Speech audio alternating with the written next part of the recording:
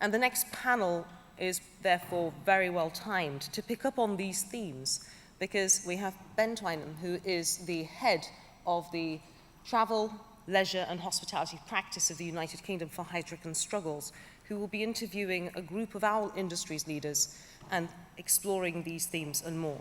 Ben, over to you.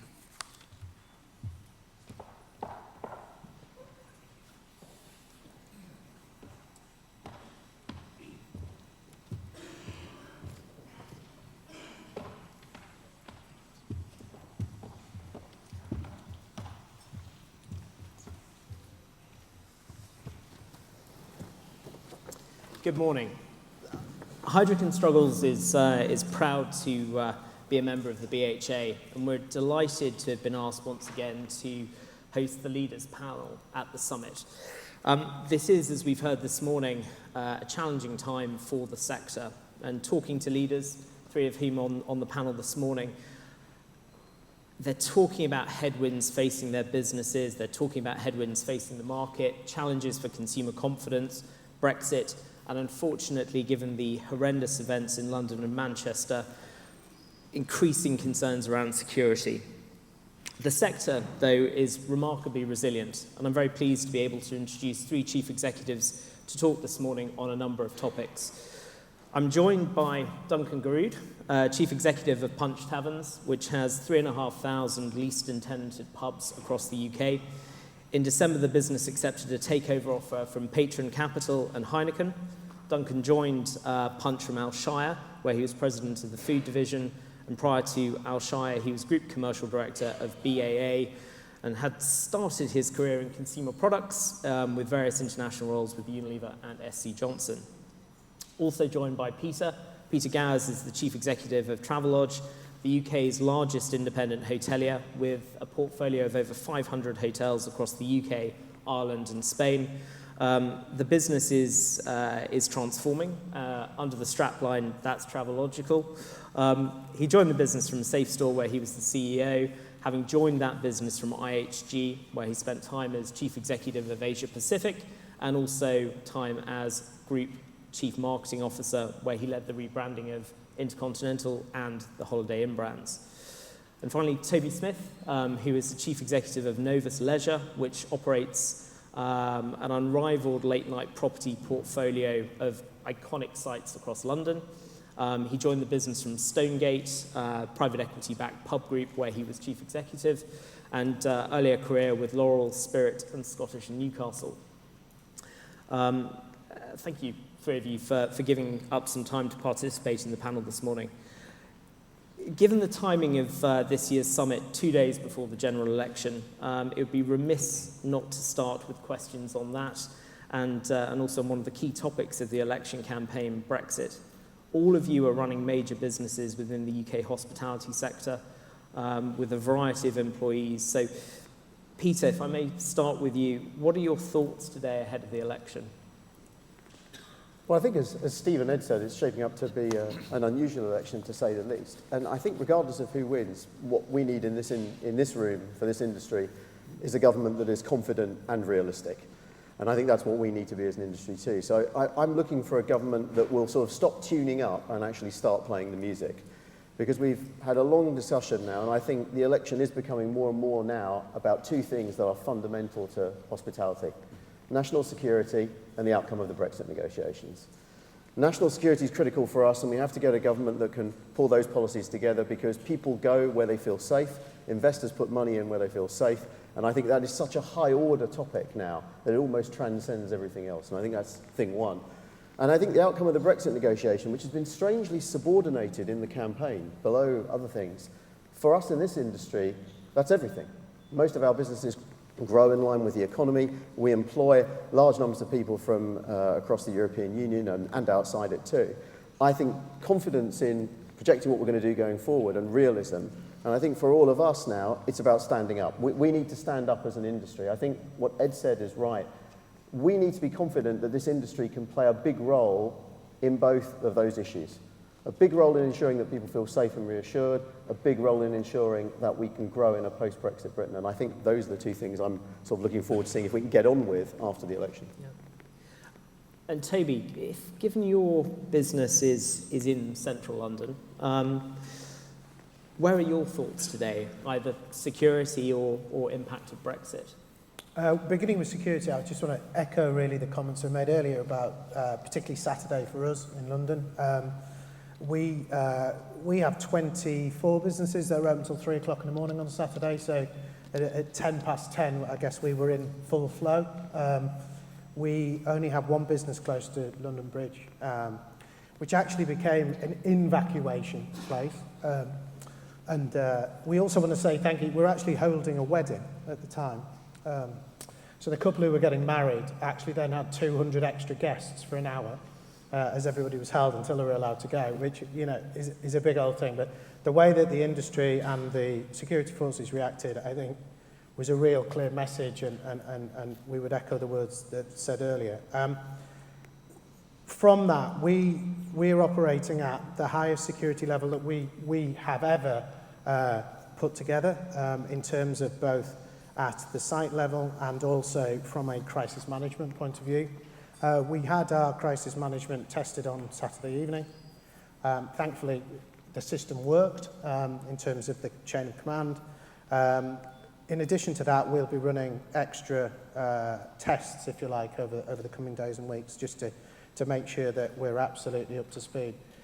The difficult thing for us right now is we don't really have a further level of security that we can operate to at a venue level, and I'm sure it's the same for Duncan and for Peter. It's you know, in terms of stopping that vulnerable and beyond that point, I think is really quite difficult. So we are at the point of search when people come in, and you know, we're almost at the point of really banning any bags at all to that point. So it's difficult to say how we go one step further other than to ask for the team to be continually vigilant and brave, because you are asking for a team of hospitality professionals to put themselves in that environment on a regular basis. So it's a time of where the team needs to pull together, and you know, we'll be doing that over the coming days and weeks.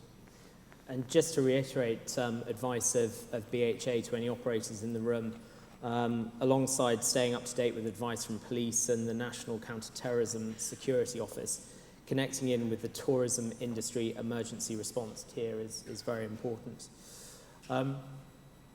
Duncan, as a CEO of a major national business in a sector that's sort of faced significant regulatory change in recent years, what would you hope for from a new government? Well, I think there's two things. Firstly, I would encourage a government to look at the enablers of our industry and to frankly address some of the impediments that they've often talked about doing so, but frankly haven't turned into actions. As an example, I work in the pub business. For every pound spent at a pub, 34 pence is paid back to the government in taxes, duties and so on. It is higher than in any other industry.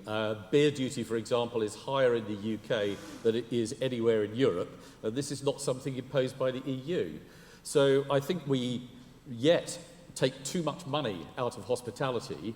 And given the fact that hospitality represents the fourth largest sector in the UK, the third largest employer in the UK, we've heard from previous speakers how important hospitality will be to the future growth and stability of the economy in the UK, we would encourage government to address some of this overtaxation. I think the second thing is we hear a lot around red tape and enabling business to get on with its own job of undertaking business. Yet last year we saw in our sector new legislation brought in that now makes a pub, for example, take half a year to let, whereas it previously took 12 weeks. Now, nobody could convince me that that's a reduction in red tape. And I would therefore encourage the government, with its renewed commitment to removing red tape, to please do so. And Peter, maybe coming to you, I mean, your view on how the sector, you know, everyone in this room, can improve relations with government? Sounds like it's a bit above my pay grade, that one.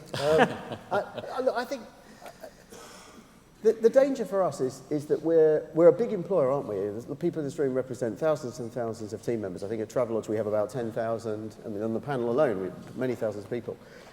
I don't think we always behave like a big, confident industry. I think we've all got to be out there talking, each of us at our respective opportunities. We've got to be lobbying our local MPs, we've got to be talking to government about what we want, we've got to be sticking up for the industry.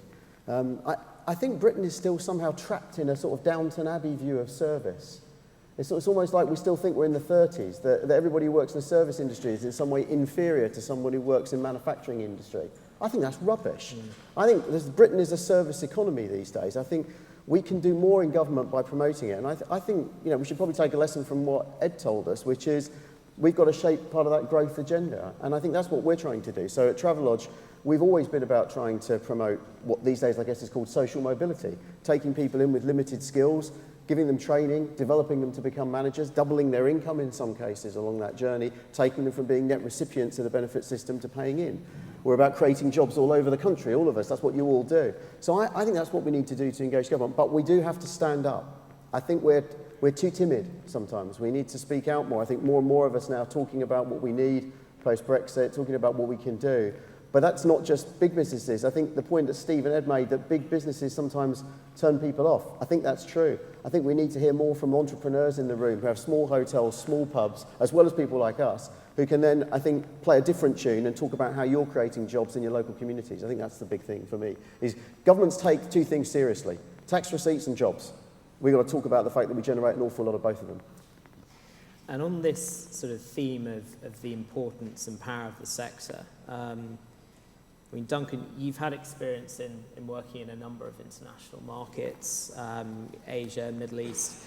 I mean, what's your view on what makes the UK hospitality sector as great as it is? And as a CEO who's returned to the UK, what's your view on the sector today?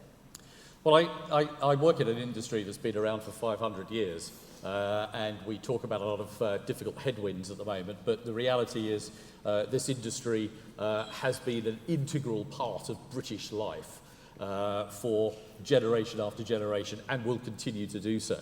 And I think fundamentally the difference between British hospitality and that which I see in other parts of the world is it is rooted in the cultural behaviour of people within the UK.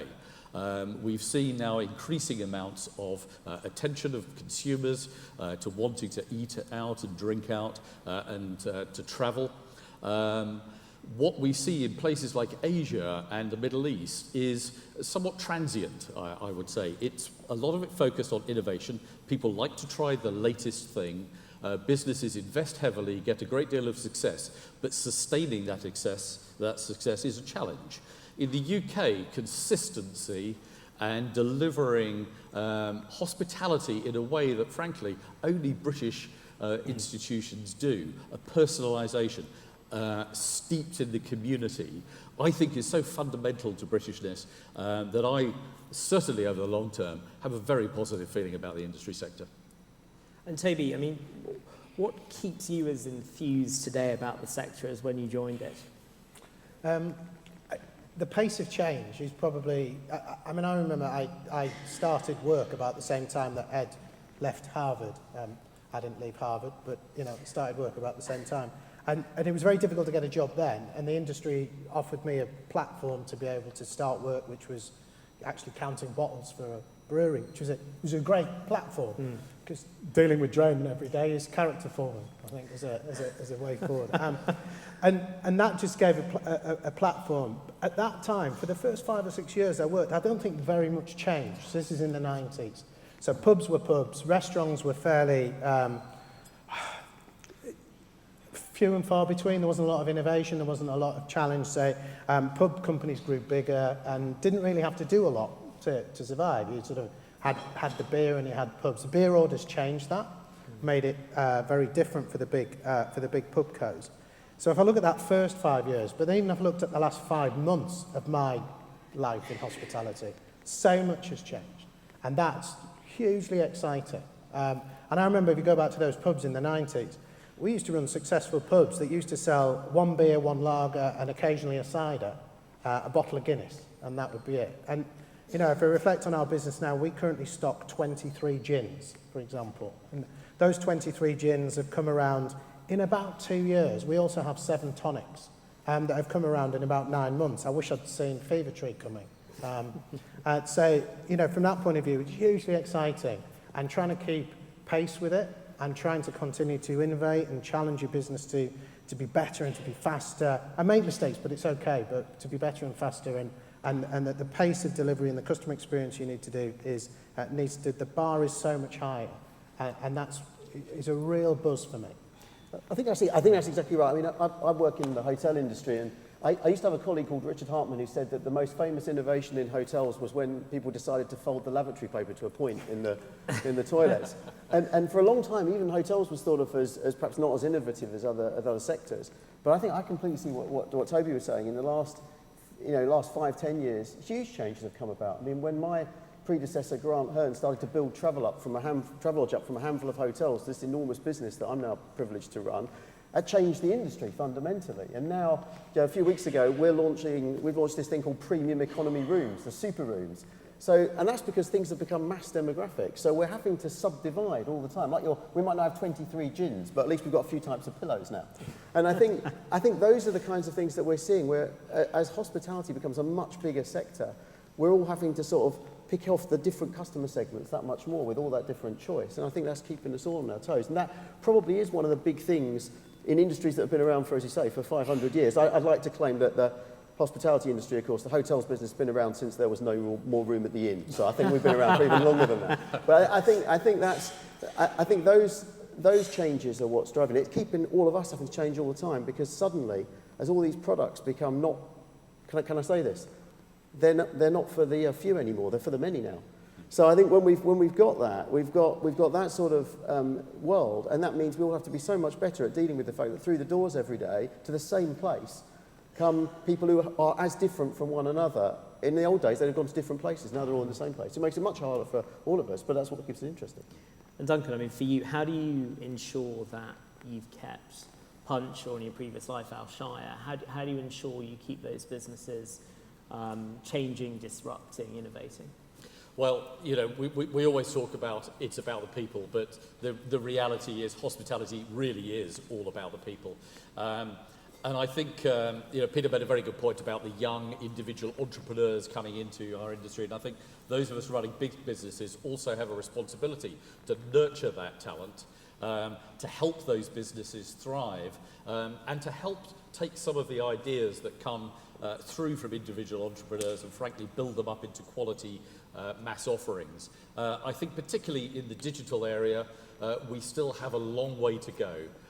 The hospitality industry is embracing the outreach to its consumers outside of their direct experience in our establishments, but it is still very rudimentary compared to very many other businesses. And I think that engagement is really important.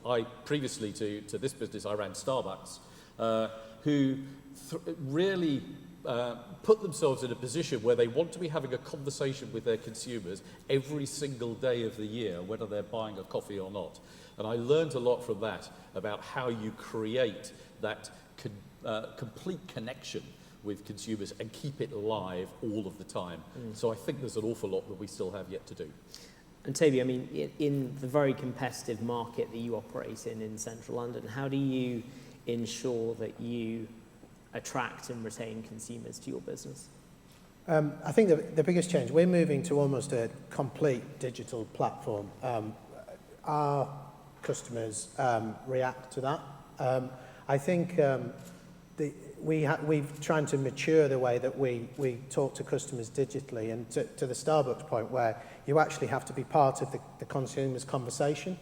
I think historically we've mistakenly gone down the route of using a digital medium to try and sell to the consumer, and actually it's now much more about them engaging with you, being interested in what you've got to say, putting connection between you and your network and them and their network, and then becoming part of their daily life is really important. We built a digital customer experience dashboard. Most of it is fairly vanilla and you can get off the shelf. The bit that we built, and for a business like ours, it was a big investment, so we've spent over £500,000 on it, but it is the way that we can measure digital and social sentiment from our customers, and we've built an algorithm that measures how the customers react to us. Now, when we started this, we thought it was about putting posts and tweets. And actually, what we've discovered, it's not about that. So if you think of it from a point system, and we are a retail business, so we like a league table.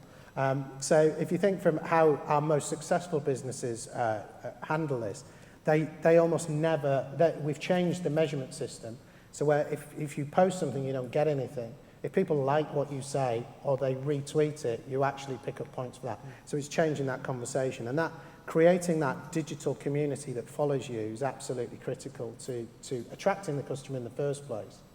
The second part it does is when they are in our sites, it measures their customer journey by their social sentiment. So one of the issues that I had when I joined Novus is historically I'd done a lot of we've seen them for many years, a mystery visitor program where you would employ a business that would go in and they would fill in a questionnaire. You would then spend the first week after the questionnaire in debating with the management team that it isn't true, wasn't them. Our team would never behave like that, and I think the guys would resonate with that. And for me, in fact, we really struggled to get customer feedback, direct customer feedback.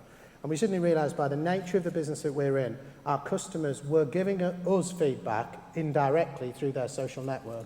And if we can, it sounds an awful word, but scrape their social network to get that feedback and put it together in one place, which we've done, we get direct and immediate feedback from our customers when they're on site. Yeah. And the opportunity to be able to remedy or even pick up on a very positive comment and be able to react to that or to be able to enhance that experience is the two things. So attract them through their social network, and when they're with us, communicate to them through their social network.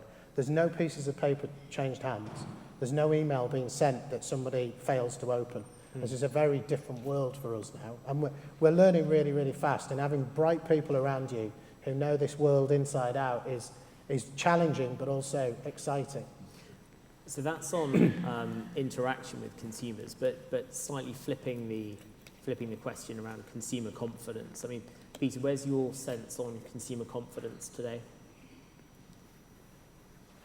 I think fundamentally the hospitality sector just continues to have pretty strong roots, in the sense that most people continue to prize their coffee out, they prize their meal out, they prize their big night out in the week or several nights out in the week, they prize their quick trip overnight away just as much as they prize their family holiday.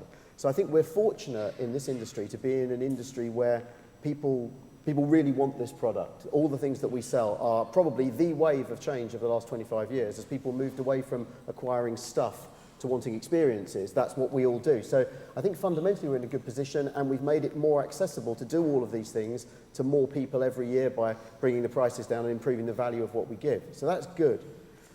I think clearly right now there is a squeeze on UK consumers' incomes. I think today Barclays published their consumer survey for May, which showed that consumer spending again trended back down a little bit. And I think that comes back to that confidence point. I think as we go through what's likely to be a pretty bumpy period around the fallout from the general election and Brexit, the consumers will continue to look for value above everything else. And that will mean different things in different parts of this market. In grand places like this, that's very different to what it might be in a hotel like mine on a Tuesday night, or indeed in a pub in the middle of the country somewhere. But I think we're all going to have to become even more obsessively focused on value for money as a key metric. Whether that money is very, very high, the Lanesborough or somewhere, or whether it's £50 a night as it is in the Travelodge typically. So I think that's it. I think consumers are nervous in some ways about the economy as opposed to about security. And I think that's going to place a premium on being seen to compete very aggressively for what they see as valuable. Conscious of time, as we run up to 11 o'clock, we'll be observing the 1-minute silence to remember those affected by the attacks on Tower Bridge and Borough Market. But ahead of that time, we've got a few minutes for questions. So if I could just open it up to the floor, and a microphone will come to you. Any questions for our panel?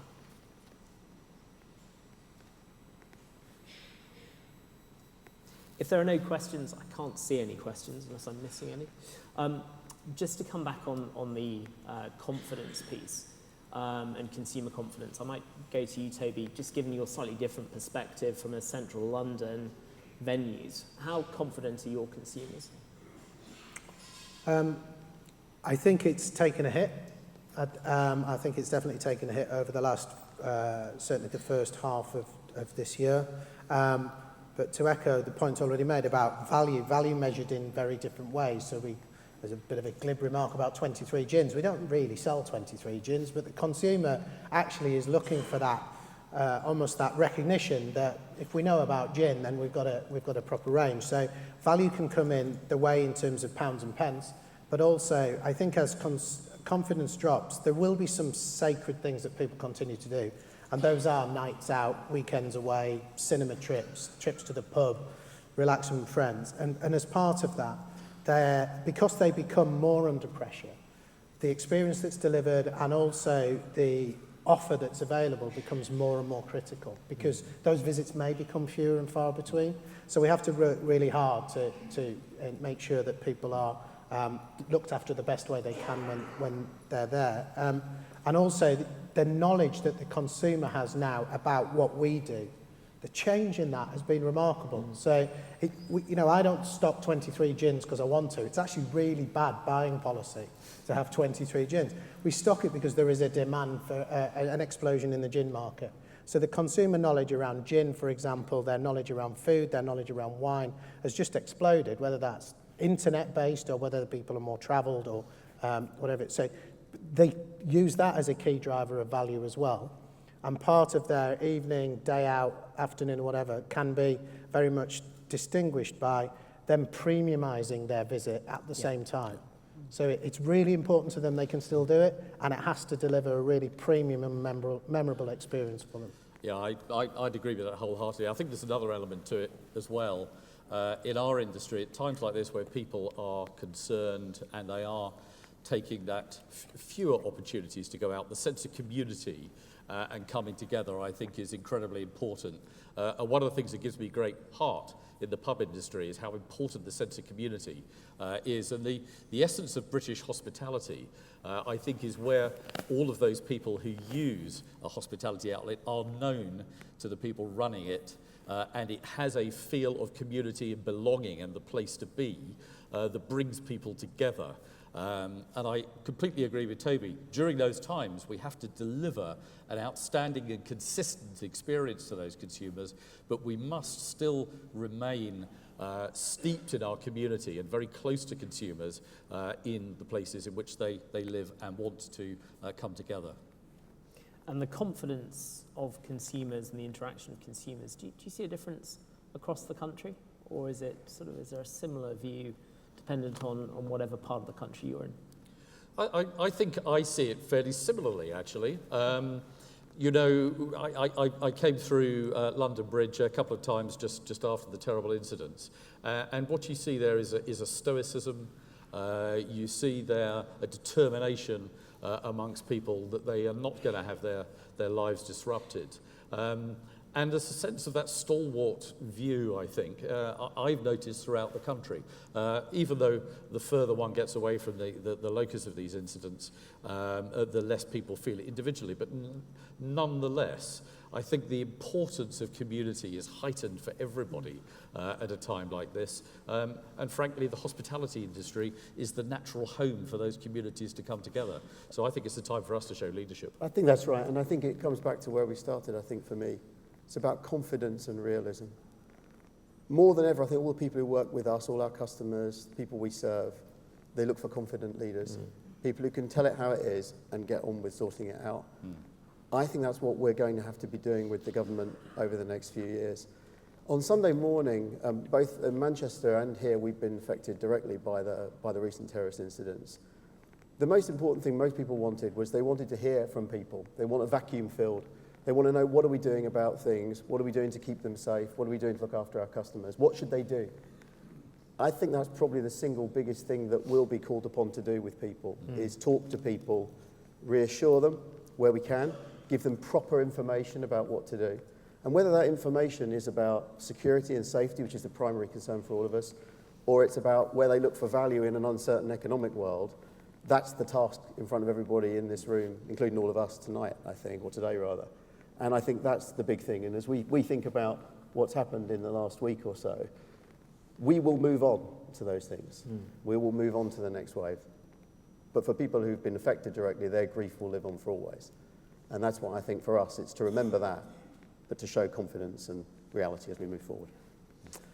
As we head up to 11 o'clock, I just take this moment to thank the three of you for taking part this morning. Time is much appreciated, and we'll give you a quick round of applause, and then we'll have a minute's silence. So, thank you guys.